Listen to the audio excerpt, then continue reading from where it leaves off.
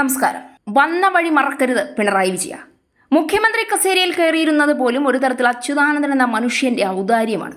കേരള സമൂഹം ജാതി മത രാഷ്ട്രീയ ഭേദമന്യേ ചില മനുഷ്യരെയൊക്കെ ആരാധിച്ചിട്ടുണ്ട്. അച്യുതാനന്ദൻ അത്തരത്തിൽ കറകളഞ്ഞ ഒരു രാഷ്ട്രീയക്കാരനായിരുന്നു എന്ന കാര്യത്തിൽ സംശയമില്ല. ആ മനുഷ്യന്റെ തണലിൽ തഴച്ചു വളർന്ന, തണലു തന്ന മരത്തിനേക്കാൾ കാതലുള്ള മരമായി, വേരുള്ള മരമായി, തണൽ തന്ന മരത്തെ പോലും തള്ളിയിട്ട മരമായി വളർന്ന മനുഷ്യനാണ് പിണറായി. VSന്റെ ഓർമ്മക്കുറിപ്പടങ്ങിയ വാരാന്ത പതിപ്പ് അച്ചടിച്ച ശേഷം വിതരണം വേണ്ട എന്ന് തീരുമാനിച്ച CPM മുഖപത്രമായ ദേശാഭിമാനിയെ പറ്റിയാണ് പറഞ്ഞു വരുന്നത്. VSന്റെ മുൻ പ്രസ് സെക്രട്ടറിയും ജീവചരിത്രകാരനുമായ KV സുധാകരൻ എഴുതിയ ഓർമ്മക്കുറിപ്പ് പ്രസിദ്ധീകരിച്ച വാരാന്ത പതിപ്പാണ് അവസാന നിമിഷം വിതരണം വേണ്ട എന്ന് വെച്ചത്.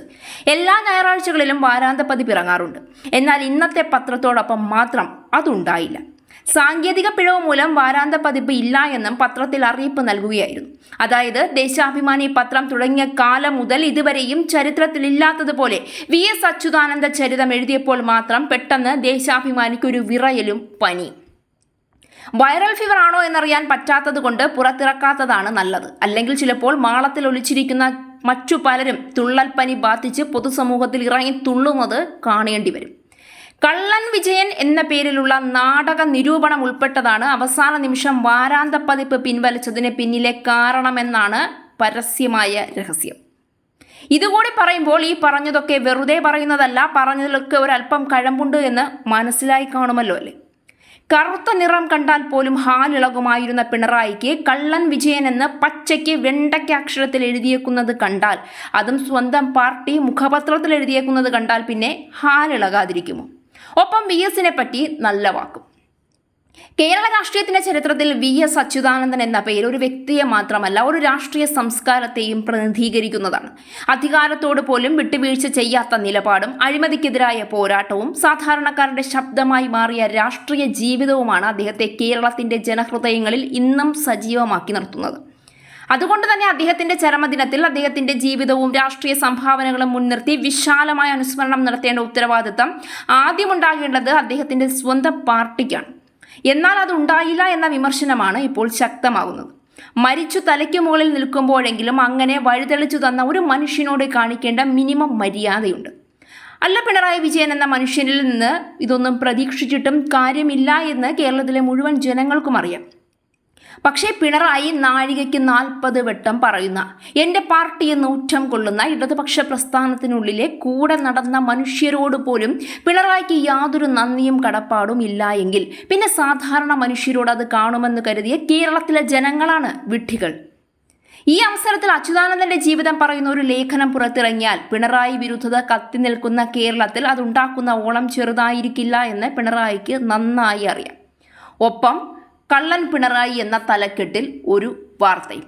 അണികൾക്കിടയിൽ പോലും പിണറായി ഒരൊറ്റ വ്യക്തിയാണ് കേരള രാഷ്ട്രീയത്തിൽ ഇടതുപക്ഷ പ്രസ്ഥാനത്തിന്റെ വേരറുത്തതെന്നും പിണറായിയിലേക്ക് മാത്രം ഇടതുപക്ഷ പ്രസ്ഥാനം ചുരുങ്ങിയെന്നും പിണറായിയുടെ കുടുംബ സ്വത്താക്കി മാറ്റിയെന്നുമുള്ള അതിശക്തമായ ആരോപണങ്ങൾ ഉയരുന്ന ഈ സമയത്ത് അച്യുതാനന്ദനെ പോലെ ചില മനുഷ്യർ കേരളത്തിൽ ജീവിച്ചിരുന്നുവെന്നും അവരുടെ രാഷ്ട്രീയം ഇങ്ങനെയായിരുന്നില്ല എന്നും അവർ എന്താണ് പറഞ്ഞു വെച്ചത് അതിനെ നേർവിപരീതമാണ് പിണറായി ചെയ്തു കൂട്ടുന്നതെന്നും വന്നാൽ പിണറായിക്ക് ഇപ്പോൾ കിട്ടുന്ന തല്ലിന്റെ എണ്ണം കൂടുമെന്ന്, ഇപ്പോൾ കേൾക്കുന്ന അഭിഷേകം കൂടുമെന്ന്, പിണറായിയുടെ രാഷ്ട്രീയ ജീവിതം അതോടുകൂടി കാലഹരണപ്പെട്ടു പോകുമെന്ന് വ്യക്തമായി അറിയാവുന്ന പിണറായി അച്യുതാനന്ദന്റെ ജീവിതം പറഞ്ഞ, അച്യുതാനന്ദനെ പറ്റി കേരളത്തിലെ ജനങ്ങളോട് സംവദിക്കാൻ തയ്യാറാക്കിയ ലേഖനം മുഖ്യതാണ് എന്ന് അറിയാത്തവരല്ല ഇവിടെയുള്ളവർ. ദേശാഭിമാനി പത്രത്തിന് വർഷങ്ങളുടെ പാരമ്പര്യമുണ്ട്. അന്നു മുതൽ പത്രത്തിൽ അനുവർത്തിച്ചു വരുന്ന ചില രീതികളും ചിട്ടവട്ടങ്ങളുമുണ്ട്. അത്തരമൊരു പത്രത്തിന് അല്ലെങ്കിൽ തുടർച്ചയായി മാധ്യമ പ്രവർത്തനം നടത്തുന്ന അതിലെ മാധ്യമ പ്രവർത്തകർക്ക് തെറ്റുപറ്റിയെന്നും ലേഖനത്തിൽ പിശകുണ്ടായി എന്നും അച്ചടിയിൽ പിശകുണ്ടായി എന്നുമൊക്കെ പിണറായിയും കൂട്ടരും വാദിക്കുമ്പോൾ അത് കേട്ട് ഓംബ്ര പറയാൻ വേറെ ആളുകളെ നോക്കണം. വിപ്ലവത്തിൽ വിശ്വസിച്ചിരുന്ന കുറേയേറെ മനുഷ്യർ അന്നും ഇന്നും കേരളത്തിൽ ഉണ്ടായിരുന്നു എന്ന കാര്യം സമ്മതിക്കുന്നു. അവർ കമ്മ്യൂണിസ്റ്റ് പ്രസ്ഥാനത്തിൽ വിശ്വസിച്ചിരുന്നു, കമ്മ്യൂണിസ്റ്റ് ആശയങ്ങളെ മുറുകെ പിടിച്ചിരുന്നു. അങ്ങനെയുള്ളവരെ പോലും കമ്മ്യൂണിസ്റ്റ് വിരുദ്ധരാക്കി മാറ്റിയത് പിണറായി എന്ന ഒറ്റ മനുഷ്യനാണ്. നിങ്ങൾ എന്നെ കമ്മ്യൂണിസ്റ്റ് ആക്കി എന്ന് പറഞ്ഞ മനുഷ്യരെ കൊണ്ട് നിങ്ങൾ എന്നെ കമ്മ്യൂണിസ്റ്റ് വിരോധിയാക്കി എന്ന് തിരുത്തിച്ചത് പിണറായിയാണ്. ഭയമാണ് പിണറായിക്ക്. മരിച്ചു തലയ്ക്ക് മുകളിൽ നിൽക്കുമ്പോൾ പോലും ശരിയായ കമ്മ്യൂണിസം നയിച്ചുകൊണ്ട് പോയിരുന്നവരെ, കമ്മ്യൂണിസ്റ്റ് പ്രസ്ഥാനം ഇങ്ങനെയല്ല എന്ന് വാദിച്ചിരുന്നവരെ, ശരിയായ സഖാക്കളെ പിണറായിക്ക് ഭയമാണ്. ഇരട്ടച്ചങ്കനെന്നും ഈ കൈകൾ ശുദ്ധമാണെന്നും ഒക്കെ പറഞ്ഞ് അന്തം കമ്പികളുടെ കണ്ണിൽ പൊടിയിടുന്നത് പോലെ എക്കാലവും തുടരാമെന്ന് കരുതുമ്പോൾ അതിനേറ്റ അടി പോലെ അച്യുതാനന്ദനെ പോലെ നായനാരെ പോലെയുള്ള കമ്മ്യൂണിസ്റ്റിലെ കറകളഞ്ഞ നേതാക്കളുടെ വാർത്തകൾ വീണ്ടും ചർച്ചയാകുന്നതിന് പിണറായിക്ക് ഭയമാണ്. VSന്റെ രാഷ്ട്രീയ ജീവിതം പരിശോധിക്കുമ്പോൾ ലാവ്ലിൻ മുതൽ ഭൂമി ഏറ്റെടുക്കൽ വിഷയങ്ങൾ വരെ നിരവധി വിഷയങ്ങളിൽ അദ്ദേഹം സ്വീകരിച്ച നിലപാടുകൾ ഇന്നും ചർച്ച ചെയ്യപ്പെടുന്നു. അധികാരത്തിന്റെ ഭാഗമായിരിക്കുമ്പോഴും അധികാരത്തെ ചോദ്യം ചെയ്യാൻ തയ്യാറായ അപൂർവ നേതാവെന്ന വിശേഷണമാണ് അദ്ദേഹത്തിന് ലഭിച്ചത്. ആ പാരമ്പര്യത്തെ പുതിയ തലമുറയിൽ നിന്ന് അകറ്റി നിർത്താനുള്ള ശ്രമമെന്ന വിമർശനം ഉയരുന്നത് അതുകൊണ്ടാണ്. കള്ളൻ വിജയൻ എന്ന പേരു കേട്ട് വിരളി പിടിച്ചോടിയിട്ട് യാതൊരു കാര്യവുമില്ല പിണറായി വിജയൻ. അതിന്റെ പേരിൽ ഒരു പത്രം മുക്കിയതുകൊണ്ടോ ഒരു ചാനൽ പൂട്ടിച്ചതുകൊണ്ടോ ഇനി കേരളം തന്നെ ചുട്ടരിക്കാൻ പിണറായി ഇറങ്ങി പുറപ്പെട്ടാലും ഒരു കാര്യവുമില്ല. കർമ്മഫലം എന്നൊന്നുണ്ട്.